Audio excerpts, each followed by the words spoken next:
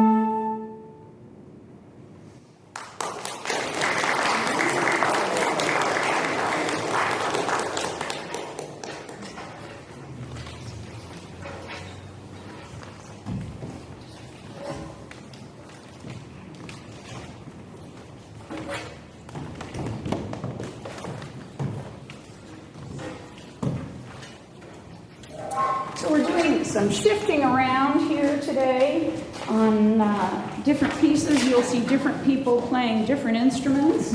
And it's our own little flute orchestra, right? We've got the bass section covered, we've got the every section covered up to the top, right? No piccolo today, but our flutes are moving up high, and even our lower instruments are, because this next piece, As Eagles Flew, begins with an alto solo, and this is the alto flute, and it plays a fifth lower than the C flute. Let's hold up our C flutes so you can see the difference in size. And then this is the bass flute, which, hold your flutes up so we can compare sizes, right? This is an octave lower than the C flutes, and with the alto in between, a fifth lower, we get a bigger complement of pitches and harmonies. And so in this piece, the instrument that's flying is the alto flute, because it's going to play a beautiful alto solo at the very beginning, and you can just hear the eagle soaring with this beautiful solo by Paul. And then at about the midway section of the piece, it turns to a march kind of section, and you'll hear the flutes start us off with that, and it just gets lively and march-like. And as so often is the case with pieces, they bring stories to mind or scenes to mind. So I'm not sure what scene will come to your mind when you hear this little march in the middle of the eagles soaring. So let your imaginations soar, and we'll see what you come up with. Okay, so here we go, As Eagles Flew.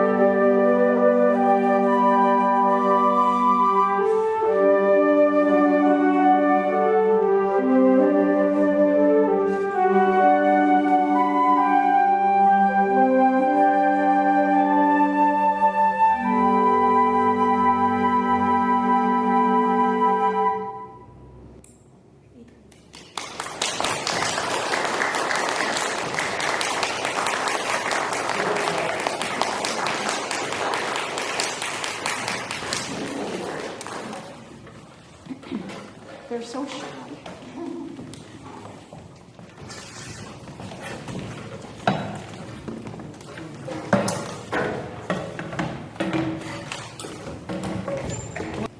So again, changing instruments, and so you'll hear only alto along with the C flutes in this piece.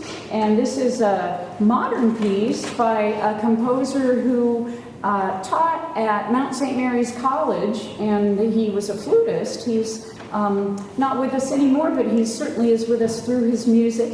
His name is Matt Duran. He wrote several pieces for flute, and being a flutist himself, he made sure they were really fun. And this one, Sextet for Flutes, is a 4-movement piece, but today we're going to give you 2 movements of it.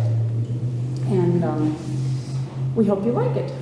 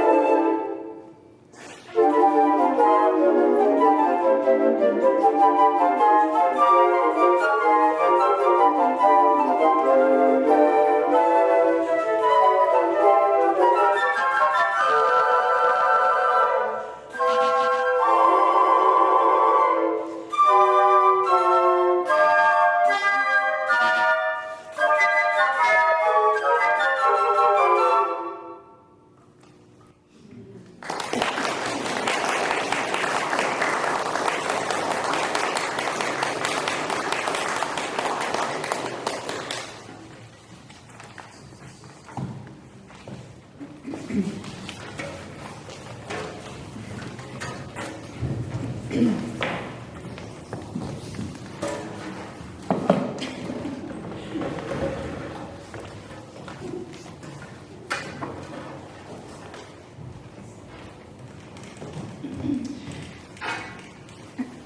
that piece was maybe not by today's standards, but by 20th century standards, a pretty modern piece. And this next piece that we're going to play is also a 20th century piece, but I think it's a standard, so a little more in the pop vein, and you'll hear a big difference between the two, even though they're using the same 12 notes. So kind of amazing how that works. And this one, Black is the Color of My True Love's Hair, is an arrangement by Ricky Lombardo, who actually does a lot of arrangements of music and some compositions of his own for flute choir, and he's married to a flutist, so that works out really well for us, because I'm sure she lends her expertise to his compositions. But anyway, this piece will feature Irene on the melody of this, and there she is. We'll go back to our positions. And you may notice that I'm doing a lot of conducting with my hand, with my flute, with my head, with my foot. And that's because, you know, as soon as there's more than one person, you have to stay together, right? And so some of this music has lots of different tricky little rhythms that we're trying to fit together. So I wish that I could hide all my tapping body parts from you, but they need to see them. And so you're probably seeing them too, but hopefully it's not distracting you too much from the beautiful music played by all of these folks. And this piece will be no exception. It's a beautiful little arrangement, and you will hear a beautiful solo over here with all of us accompanying. So here we go. Except that I'm going to get a different instrument for this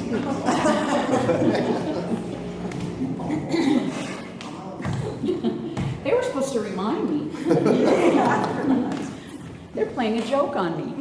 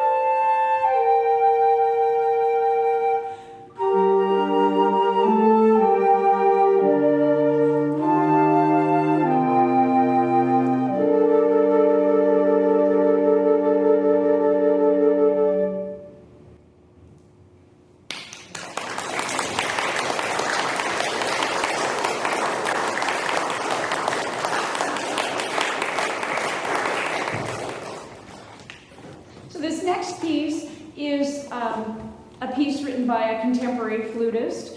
The flute choir is a relatively new invention, if you want to call it that, although I say that all the time and the years pass by, so it's not as new as it used to be. But I remember when I first started playing in flute choirs, and we first had our flute choir nearly 40 years ago, flute choirs hadn't been around for very long at all, 5 or 10, 15 years. Now they've been around certainly a bit longer. They're established, and there are actually flute choirs all over the world. There's a National Flute Association that has a convention every year, and for those of you that have been to our concerts before, I know you've heard me talk about it because it's kind of a big deal among flutists. Flutists from all over the world gather, and there are flutists these days, 3,000 or 4,000. COVID kind of took a hit, or we took a hit with COVID, but it used to be 7,000 or 8,000 a few years back, and now we're kind of building the numbers back up. But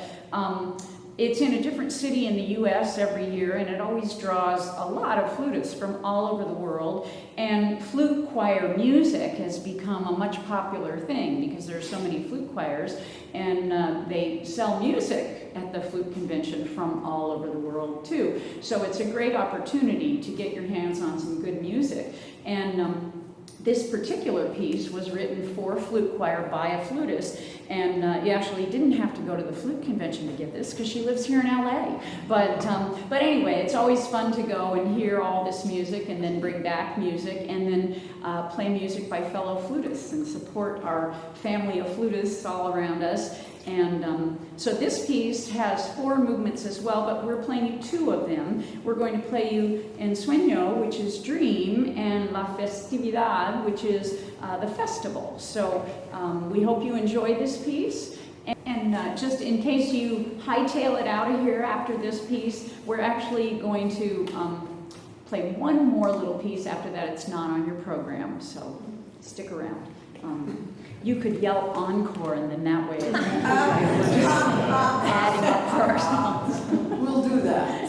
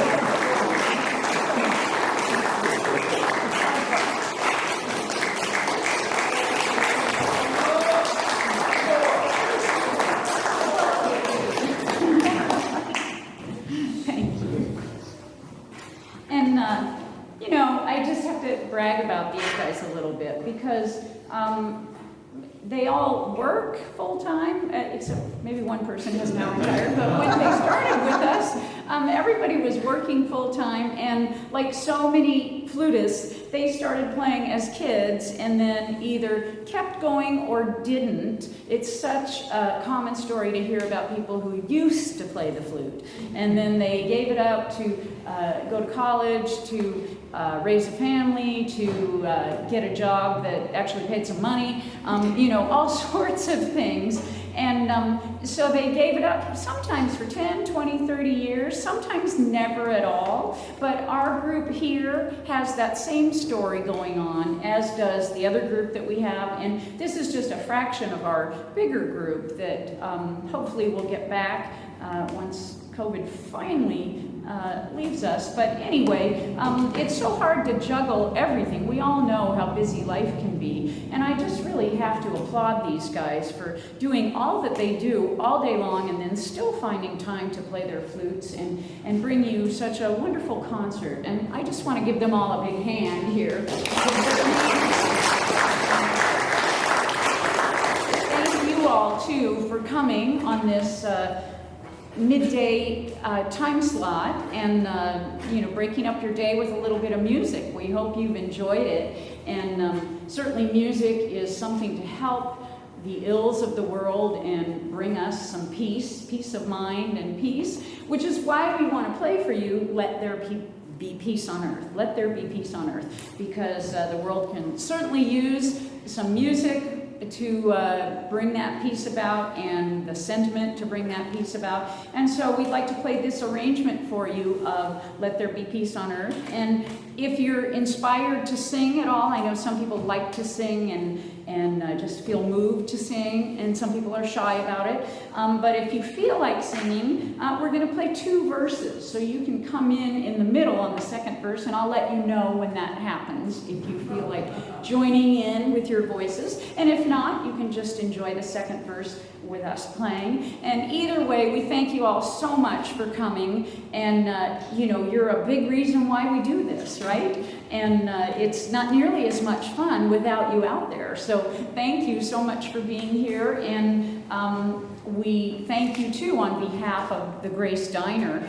And I want to thank Mary Lou for having us come to play. So thank you so much, Mary Lou, for putting it together. It's a great thing you do, feeding all these hungry people out here on the west side. So thank you. And we're feeding your souls, and she's feeding their stomachs and their souls. But anyway, thank you all so much. And here we go. I'll bring you in on verse 2.